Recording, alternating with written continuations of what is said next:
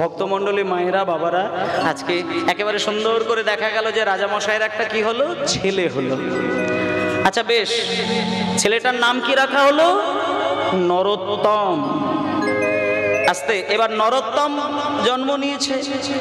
দেখতে দেখতে দেখতে দেখতে রাজার আদরের ছেলে, 5 বছর বয়স। এবার মা কিন্তু ভাবে না, বাবা কিন্তু একটা বাসনা তৈরি করেছেন। এখন পকেটের জোর থাকলে ছেলে মেয়েদের ওপরে স্বপ্নটা মা বাবার কিন্তু অনেকটা বেড়ে যায়।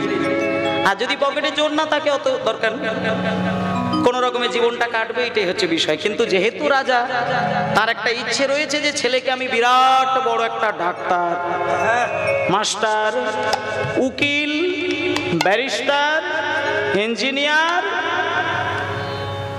এইসব নয়। রাজামশাই ওই চিন্তার ধারে কাছেই নেই।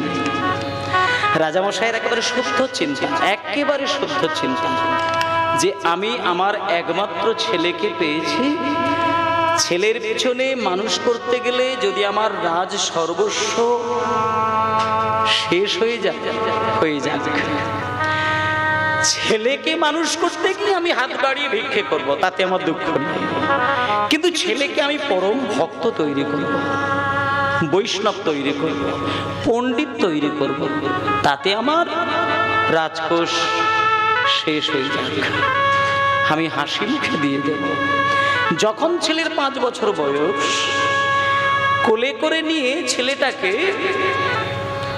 রাজশাহী জেলার মধ্যে সব থেকে শ্রেষ্ঠ একজন মাস্টার মশাই, খুব জ্ঞানী, বিরাট পাণ্ডিত্য, যার কাছে যাবার সৌভাগ্য সবার হয় না, তার নাম হলো কৃষ্ণদাস পণ্ডিত। মায়েরা নামগুলো একটু মনে রাখার চেষ্টা করবেন। মানে আমরা তো মা বাবা, তাই আমাদের এটা যদি শুনি, আমার ছেলেকে আমার মেয়েকে কি পথে নিয়ে যাব, মিনিমাম জ্ঞানটা অন্তত খুলবে। আজকে নরোত্তমকে 5 বছরের ছেলে কোলে করে নিয়ে চলে গেলেন রাজশাহী জেলার মধ্যে সর্বশ্রেষ্ঠ একজন পণ্ডিত, তার নাম হলো কৃষ্ণদাস পণ্ডিত। এবার কৃষ্ণদাস পণ্ডিতের কাছে গিয়ে ওই কোলের বাচ্চা নরোত্তমকে সামনে রেখে দিয়ে, আর ওই রাজামশাই হাত জোড় করে বললেন, মাস্টার মশাই, এই মানে এর নাম নরোত্তম, হচ্ছে আমার ছেলে, আর আমি হচ্ছি মানে ওর বাবা। আর আমি বলতে চাইছিলাম কি যে আপনি একটা কাজ করুন না, আমার ছেলেটাকে একটু লেখাপড়া শিখিয়ে একটু পণ্ডিত তৈরি করে দিন না, আর তাতে করে আপনার জীবনে কোনো অভাব রাখবো না। মানে আপনার যা লাগবে আপনি আমায় বলবেন, হাসি মুখে বলবেন, কোনো দ্বিধা নয়, আপনি যা কিছু বলতে চান বলবেন, আমি আছি আপনার জন্য, আপনাকে চারিদিক থেকে খুশি করতে পারবো, কিন্তু আমার ছেলেকে শুধু পণ্ডিত তৈরি করে দিন, এটাই শুধু আমার চাওয়া, আর কিছু চাওয়া নাই। বেরিয়ে এলেন বাবা, যা কিছু বলে বেরিয়ে এলেন। বাবা যেই বেরিয়ে গেছে, মাস্টারমশাই নরোত্তমকে ডেকে বলছে, খোকা তুমি কাছে এসো। আচ্ছা বাবা, আচ্ছা তুমি সত্যি করে বলো তো, তোমার বাবা কি করেন? গুরুদেব, আমার বাবা হচ্ছেন একজন ওই রাজামশাই। রাজামশাই? ও আচ্ছা, সেই জন্যেই তোমার বাবা একটু অহংকার করে বলে দিয়ে গেলেন, আমার ছেলেকে পণ্ডিত তৈরি করে দিন, যা চাইবেন তাই দেব। কিন্তু বাবা নরোত্তম, একটা কথা বলি, তুমি যেন কিছু মনে করো না, কিছু মনে করবে না, আমি যেটা সঠিক বা যেটা সত্যি সেটা বলি। আমার কাছে রাজার জন্য যে আইন, পথের ভিখারির জন্য সেই আইন। মানে তুমি রাজার বেটা বলে তোমাকে কোলে করে নিয়ে জড়িয়ে ধরে আদর করব, আর ওই পথের ভিখারির একটা ছেলে আসলে তাকে শুধু ছড়ি বেটা করবো, এটা আমার সংবিধানে নেই। আমার সংবিধানে সবার জন্য সমান। আমার কাছে যারা লেখাপড়া শেখে, তারা আমার এই গণ্ডির মধ্যে দাঁড়িয়ে বেশ কিছুক্ষণ সময়ের জন্য একটা ছোট্ট পরীক্ষা দেয়। সেই পরীক্ষায় যদি পাশ করে, তবে আমি তাকে এখানে থাকার জায়গা দিই, আর যদি না পাশ করতে পারে, আমি তাকে বিদেয় করে দিই, রাজপ্রাসাদ থেকে বাইরে বার করে দিই। তুমি রাজা বলেও ওই রাজার ছেলে বলে মনে করি না। ও তুমি যদি পরীক্ষা পাশ করো থাকবে, না বেরিয়ে যাবে। তোমার বাবা দ্বিতীয়বার বললে কিন্তু আমি এখানে ঢুকতে দেবো না। দেখুন মাস্টারমশাই কাকে বলেন। কিন্তু নরোত্তম তো আর আমাদের মতন নয়, হতে পারে 5টা বছরের ছেলে, তার চৈতন্যটা তো আর 5 বছরের শিশুর মতন নয়। যখন গুরুদেব এই কথা বললেন, হাত জোড় করে বলছেন, গুরুদেব, আপনি আমার পরীক্ষা চাইছেন, আপনি বলুন আমায় কি পরীক্ষা দিতে হবে? আমি পরীক্ষা দিতে প্রস্তুত, আপনি বলুন, আমি এখনই পরীক্ষা দিয়ে দেবো। তুমি পরীক্ষা দেবে? হ্যাঁ আমি পরীক্ষা দেবো, আপনি বলুন। এইখানে এই জায়গায় দাঁড়িয়ে নরোত্তম, তোমার 5 বছর বয়স মানে তোমার মা বাবা তোমাকে অ আ ক খ নিশ্চয়ই শিখিয়েছেন। তা আমার কাছে তোমার পরীক্ষাটা হলো একেবারে সহজ। তুমি ক খ গ ঘ উঙ চ ছ বর্গীয় জ, হ্যাঁ এই যে সব বর্ণগুলো রয়েছে, আজকে গুরুদেব বলছেন এই ক খ গ ঘ উঙ এই বর্ণ দিয়ে তুমি আমার সামনে দাঁড়িয়ে সুন্দর করে একটা কবিতা রচনা করে শোনাও। এবার যদি শোনাতে পারো তাহলে তুমি থাকবে, আর যদি না পারো ব্যাস, আর কোনো কথা হবে না, বেরিয়ে যাবে।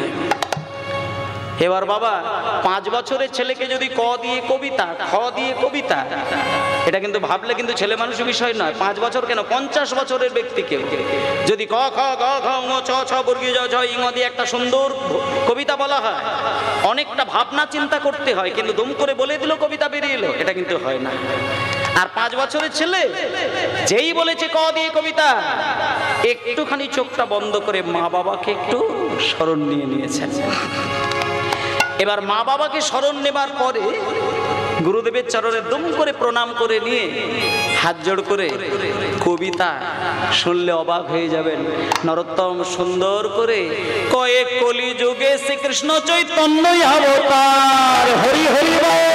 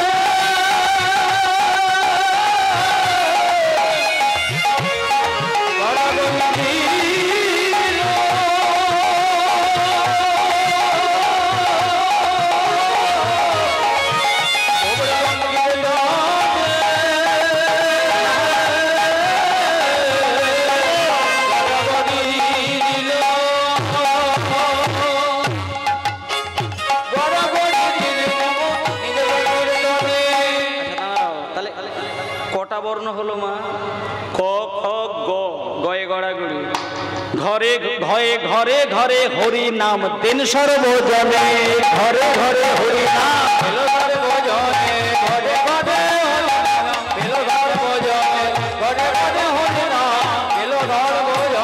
উচ্চ স্বরে গান প্রভু জীবের লাগিয়া, গান প্রভু জীবের লাগিয়া, উচ্চ স্বরে গান প্রভু জীবের লাগিয়া, গান প্রভু জীবের লাগিয়া, চৈতন্য করল জীবে কৃষ্ণ নাম দিয়া,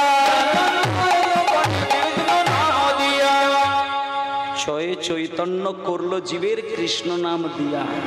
ছয়ের পরে কি হয়? ছ, ছয়ে ছল ছল করে আখি নেত্রে জল ধরে, ছল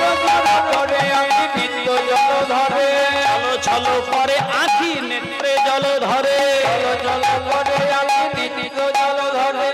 বর্গীয় জয়ে জগৎ পবিত্র কইলে গৌর কলে বড় হরি হরি বল।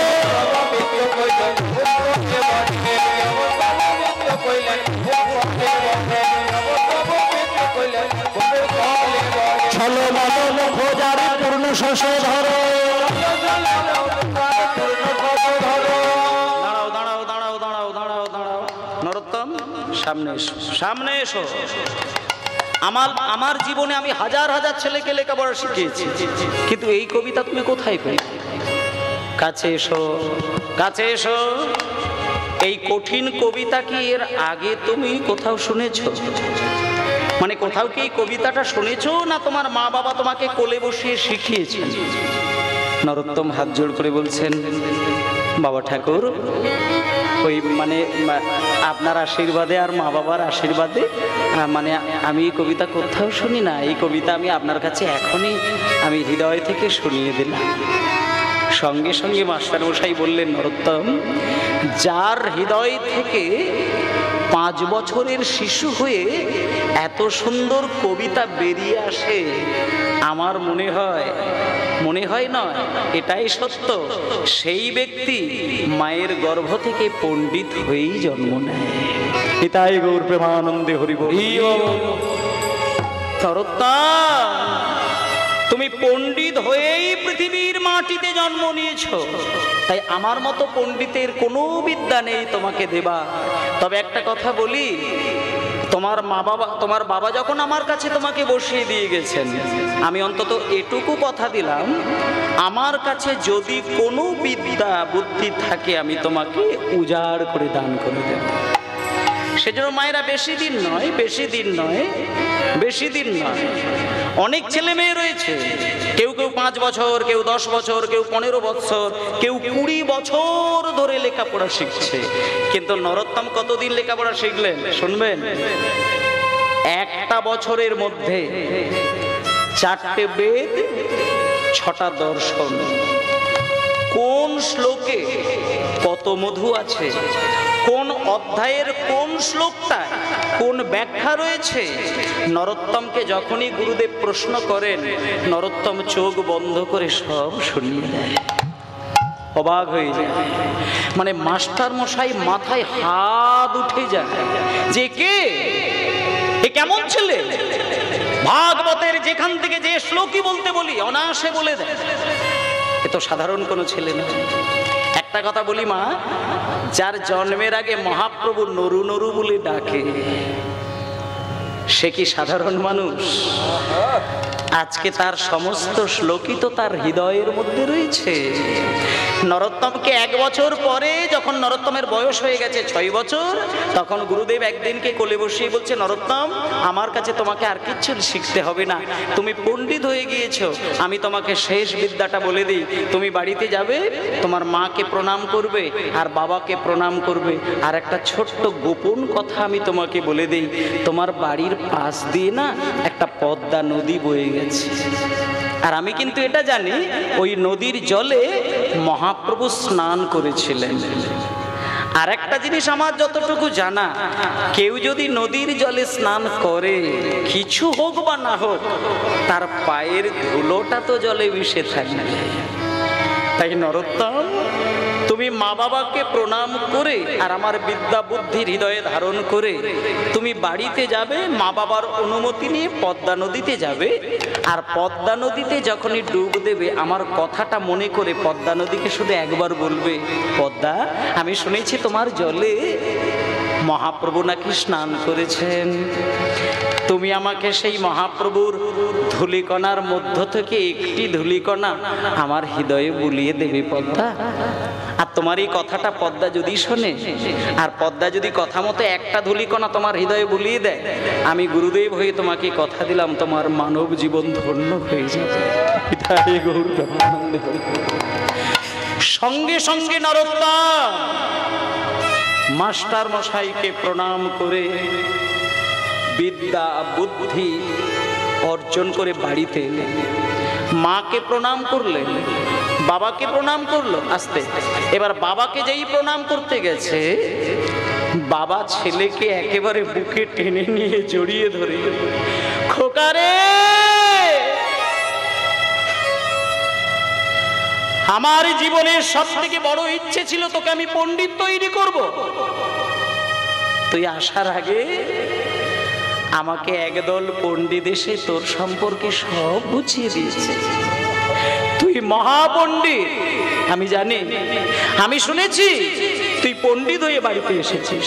ওরে নরোত্তম, তুই আমার একমাত্র সন্তান হয়ে আমার মনের সমস্ত আশা তুই পূরণ করলি। আজকে আমি বাবা হয়ে তোকে হাত পেতে একটা জিনিস চাই, তুই আমাকে বল, ছেলে হয়ে বাবার কাছ থেকে কি চাস?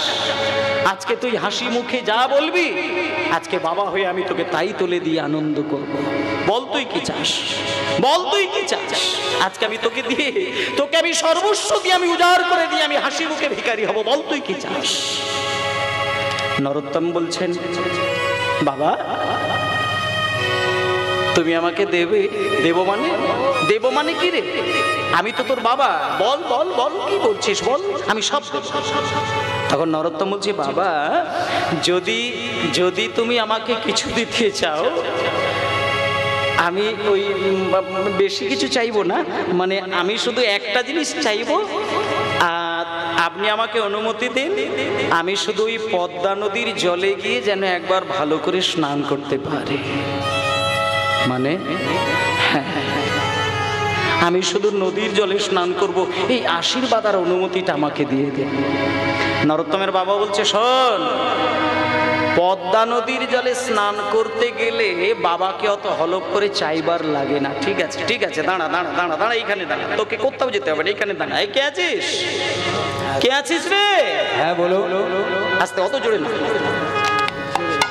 আমার রাজবাড়ির ভেতরে 10টা সোনার কলসি রাখা রয়েছে, আর ওই 10টা সোনার কলসি 10 জনে নিয়ে পদ্মা নদীতে লাইন দিয়ে ঝাঁঝ ঘন্টা বাজিয়ে যা, সোনার কলসি ভর্তি করে পদ্মা নদী থেকে জল তুলে নিয়ে আয়, সেই সোনার কলসি করে জল নিয়ে আমার সোনার টুকরো ছেলের পা থেকে মাথা পর্যন্ত ধুইয়ে দে। সঙ্গে সঙ্গে নরোত্তম বলছেন, বাবা আমি তো ওইভাবে স্নান করব না, আমি নদীতে যাব। ও তুই নদীতে? আচ্ছা আচ্ছা আচ্ছা, বেশ বেশ বেশ, ঠিক আছে। এই কে আছিস? আমার একটা পালকি রয়েছে, সেই পালকিটা ভালো করে ফুল দিয়ে সাজা, আমার ছেলেকে আমি পালকিতে করে নিয়ে যাব পদ্মা নদীতে। নরোত্তম বলছে, বাবা আমি পালকিতে করে যাব না, পালকিতে করে গেলে লোকের কাঁধে চড়ে যেতে হবে, আর লোকের কাঁধের ওপরে চড়ে আরাম করে যদি কেউ যায়, তার অন্তরে কিন্তু ভক্তি লাভ হবে না। আমি পালকিতে চড়ে যাব। আচ্ছা তাই হবে, তাহলে তোকে আমি গরুর গাড়ি বানিয়ে দেবো, গরুর গাড়িতে করে যাবি। না আমি গরুর গাড়িতেও যাব না। আচ্ছা তাহলে ঘোড়ার গাড়ি বানিয়ে দেবো। না আমি ঘোড়ার গাড়িতেও যাব না। এই খোকা, কি বলছিস তো? সোনার কলসি বললাম মেনে নিলি না, পালকিতে যাবি না, গরুর গাড়িতে যাবি না, ঘোড়ার গাড়িতে যাবি না, তবে কি তুই হেঁটে হেঁটে হেঁটে হেঁটে আমার ছেলে হয়ে তুই রাস্তা দিয়ে পদ্মা নদী স্নান করতে যাবি? নরোত্তম বলছে, বাবা আমি হেঁটে হেঁটেও যাব না। হেঁটে হেঁটেও যাবি না? না। তাহলে তুই কি করে যাবি? বাবা যখনই বলেছে তুই কেমন করে যাবি? নরোত্তম কেঁদে কেঁদে বলে, বাবা গো আমি পালকিতে চড়ে যাব না, গরুর গাড়িতেও যাব না, ঘোড়ার গাড়িতেও যাব না, আর আমি হেঁটে হেঁটেও যাব না গো। এই জায়গাটা দেখুন মা, আমি হেঁটে হেঁটে হেঁটে হেঁটে যাব না গো, তবে আমি কেমন করে যাব জানো? আমি এই বাড়ি থেকে পদ্মা নদী পর্যন্ত কেমন করে যাব জানো? আমি ধুলোই গড়া গড়ি নিতাই গৌর হরি হরিব দিয়ে যাব, নিতাই গৌর হরি হরিব। আমি ধুলোই গড়া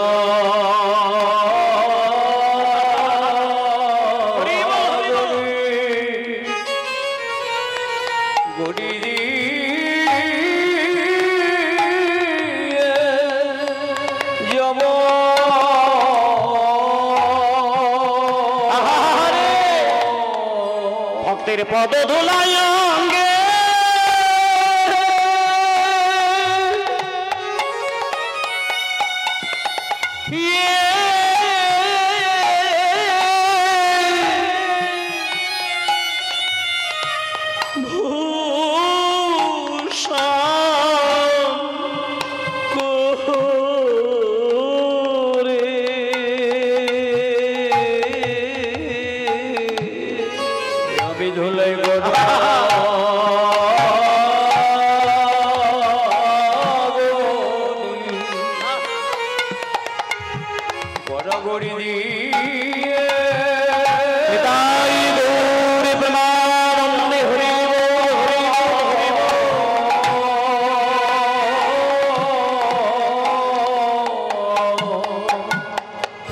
মায়েরা মায়েরা আজকে দেখুন, মানে 6 বছরের ছেলেটাকে গুরুদেব কিন্তু একটা বারও কিন্তু বলেনি যে তুই ধুলোর মধ্যে গড়াগড়ি দিতে দিতে যা, একটা বারও কিন্তু বলেনি।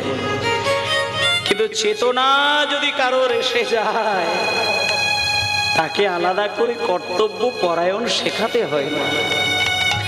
নরোত্তমকে কে জানালো, কে বোঝালো যে ধুলোর মধ্যে গড়াগড়ি দিতে গেলে পরম বৈষ্ণব হওয়া যায়?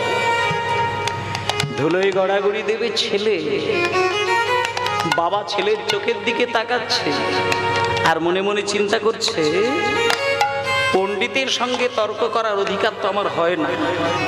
আজকে নরোত্তমকে দেখে বাবা বলছে, নরোত্তম, তুই যদি ধুলোর মধ্যে গড়াগড়ি দিতে গেলে তুই বেশি আনন্দ পাস, আমি তোকে অনুমতি দিয়ে দিলাম, যা তুই বেরিয়ে যা, তুই ধুলোর মধ্যে গড়াগড়ি দিতে দিতেই যা।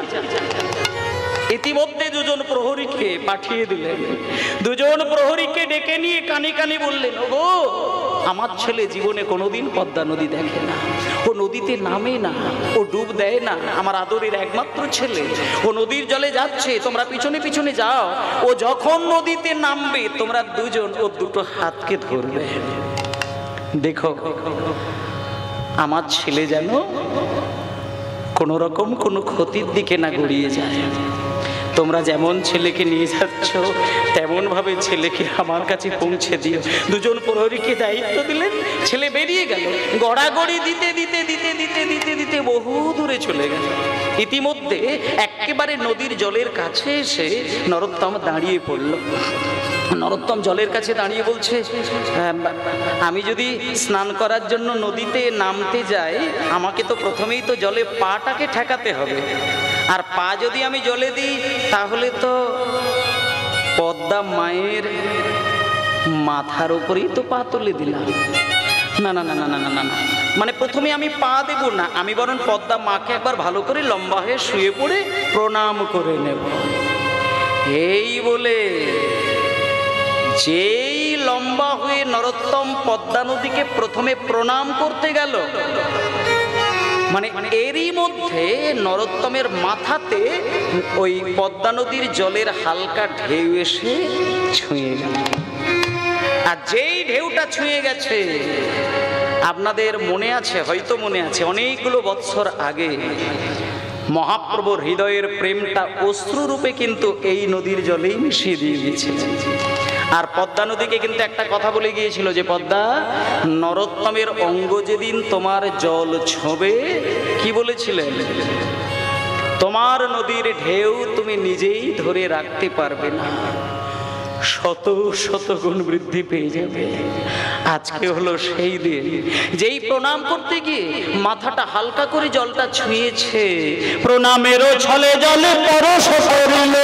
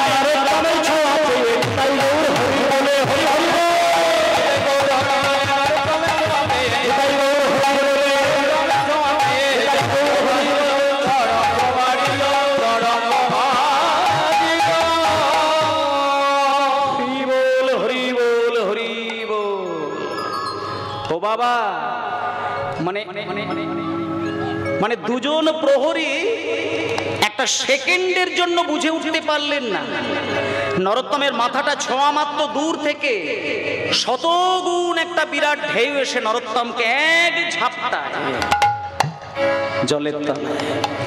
এবার আপনারা মনে করুন, যে দুজন প্রহরীগণ, তাদের মনের অবস্থাটা কোন জায়গায়? রাজার ছেলে নিখোঁজ, বাড়িতে গিয়ে জবাব দেবে কে? রাজার ছেলে নদীর তলায় তলিয়ে গেছে, বলবে কি করে? ভাষা থাকবে কি করে? আছাড় খেয়ে পাগলের মতো দুজন প্রহরী কাঁদছে। মানে সবাই ভাবলো নদীর তলায় তলিয়ে গেছে, মানে ছেলে মারা যাবেই যাবে। কিন্তু এটা বুঝতে পারলো না যে নরোত্তম কিন্তু জলের তলায় তলিয়ে যায়নি। নরোত্তমকে পদ্মা নদী একজন মা জননীর রূপ ধারণ করে একেবারে কোলের মাঝখানে বসিয়ে নিয়ে যেমন নিজের কোলের সন্তানকে জড়িয়ে ধরে আদর দেখায়, আজকে পদ্মা মা নরোত্তমকে কোলে জড়িয়ে ধরে একেবারে মুখের সামনে মুখ রেখে নরোত্তমের চোখের দিকে তাকিয়ে রয়েছেন।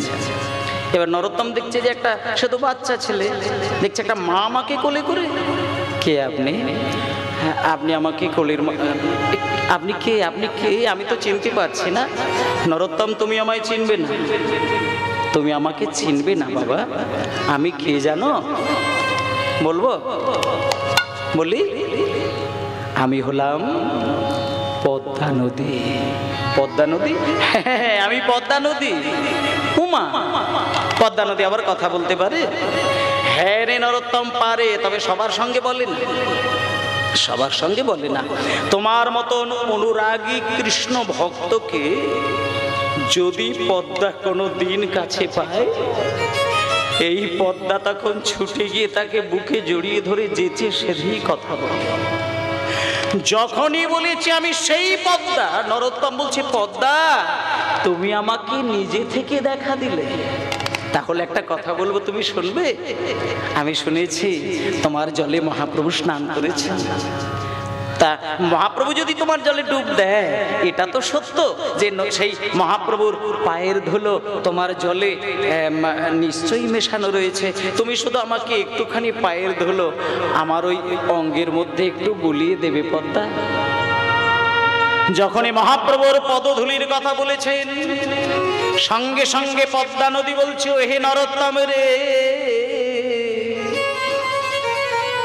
আমার জলে মহাপ্রভুর পদধূলি মেশানো রয়েছে, এ তো জগতে সবার জন্য, কিন্তু তোর জন্য মহাপ্রভু কি যে রেখে গেছে তা তুই জানিস না।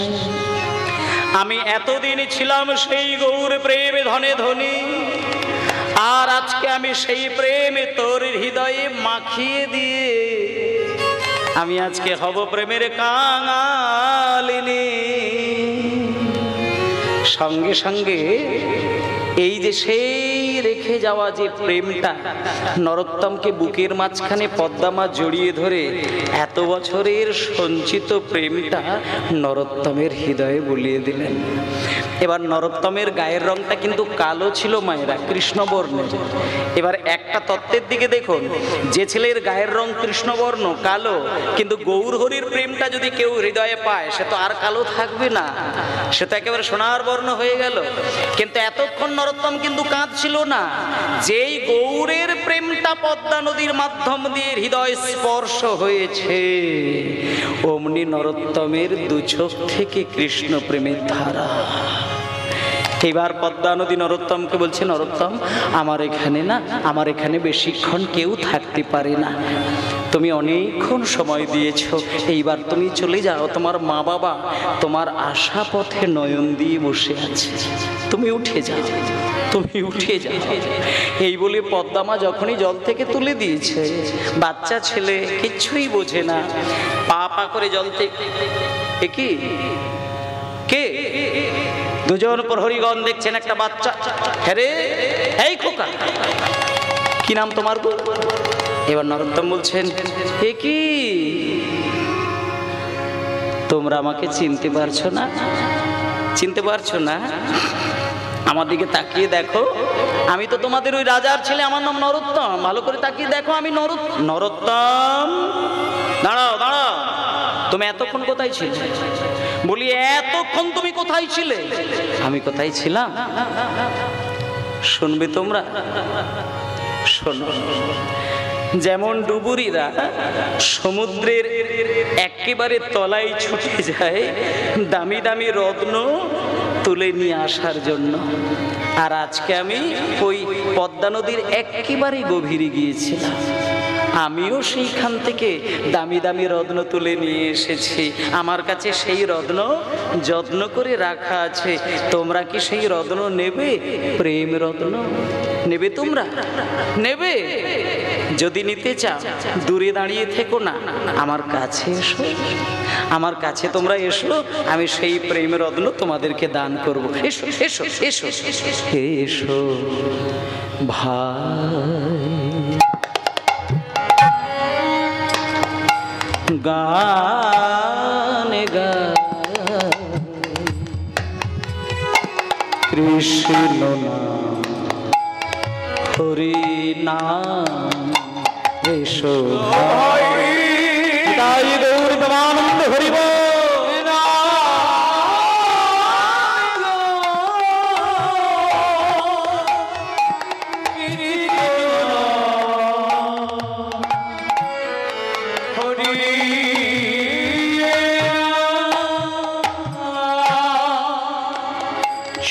চরাচরে বলো রে বলো নাম, মধুরি নাম কৃষ্ণ নাম হরি নাম। চরাচরে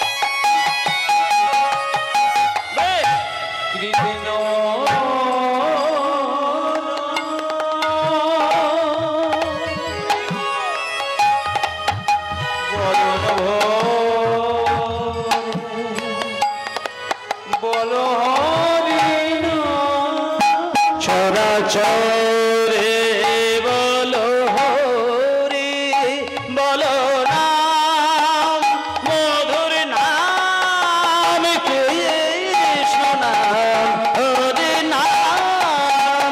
কৃষ্ণ গান গায় কৃষ্ণ হরি হরি হরি হরি বল।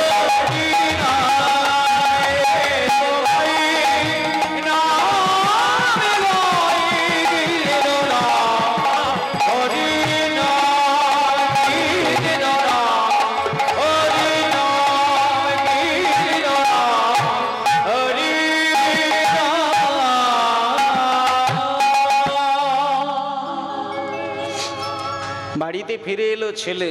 ও মায়েরা, বাড়িতে এসে যখন বাবার কাছে দাঁড়িয়েছে, বাবা কিন্তু ছেলের প্রণাম নেওয়ার আগে 10 পা পিছন দিকে পিছিয়ে গেলেন। ছেলের মুখের দিকে তাকিয়ে তাকিয়ে বাবা মনে মনে একটা জিনিস চিন্তা করলেন, মনে মনে শুধু ভাবলেন, যে ছেলে আমাকে প্রণাম করে পদ্মা নদীর জলে স্নান করার জন্য গিয়েছিল, এ সেই ছেলে নয়, হে সেই ছেলে নয়। এ কেমন ছেলে? চোখের মধ্যে যেন মুনি ঋষিদের মতো গাম্ভীর্য, কথায় কথায় শুধু কৃষ্ণ নাম।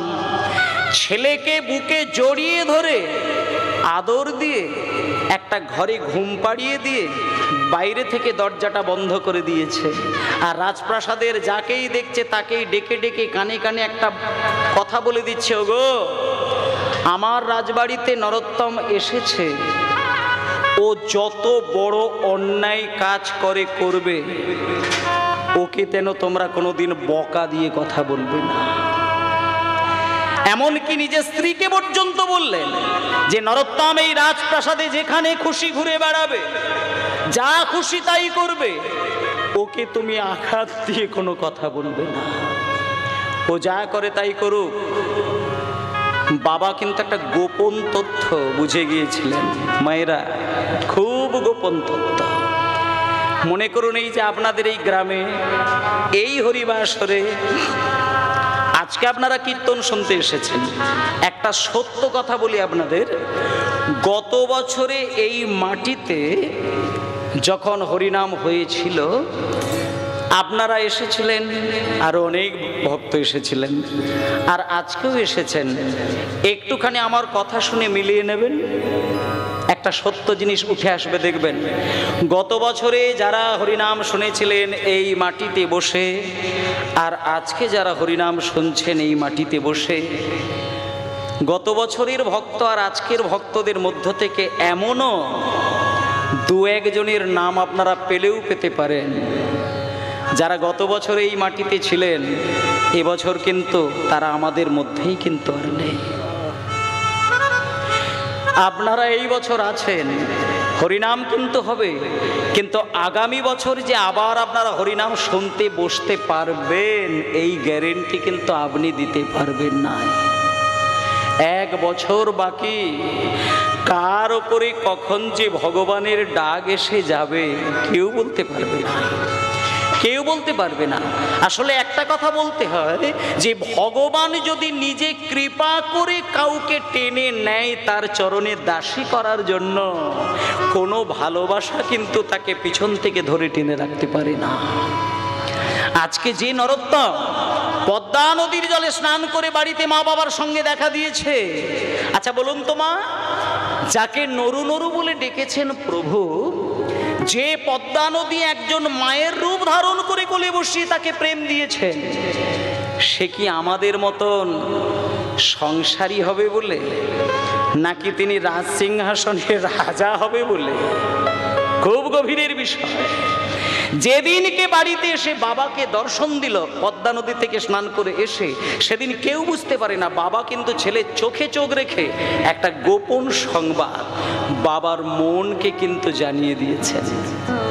বাবা বুঝতে পারলেন এই ছেলে আমার এই রাজবাড়িতে মনে হয় বেশি দিন থাকবে না, যতগুলো দিন থাকে ততগুলো দিনে আমার জীবন ধন্য।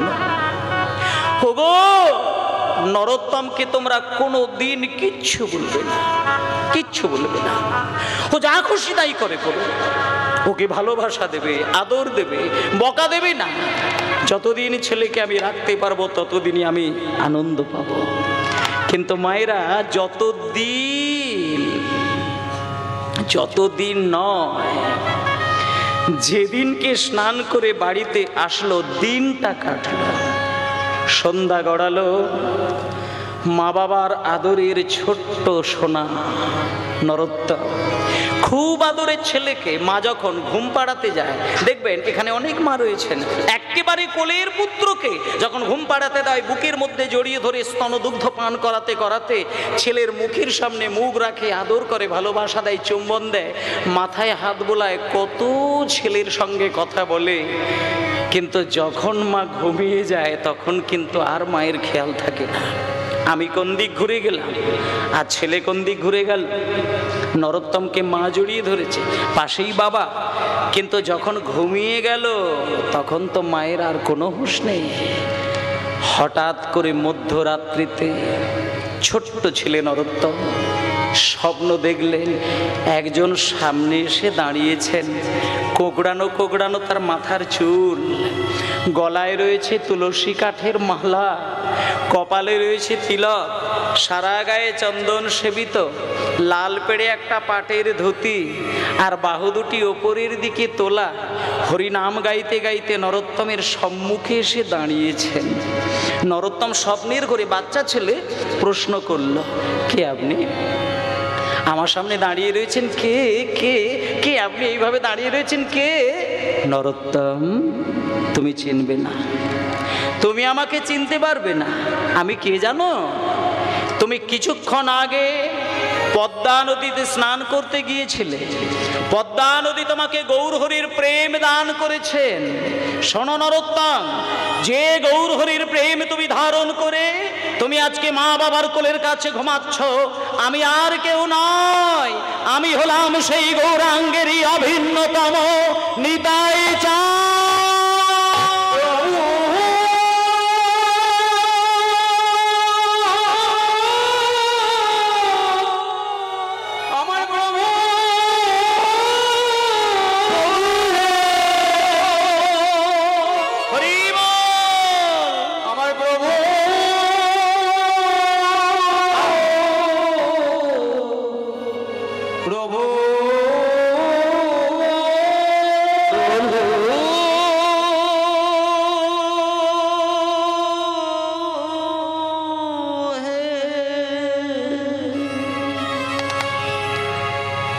মায়েরা, নিত্যানন্দ শুনলে অবাক হয়ে যেতে হয়। নিতাই চাঁদ, সাক্ষাৎ নিত্যানন্দ ছোট্ট ছেলেটার মুখের সামনে স্বপ্নের ঘরে দেখা দিয়ে একটা সংবাদ দিলেন।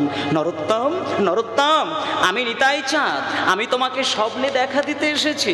কেন জানো? একটা সংবাদ দেবার জন্য।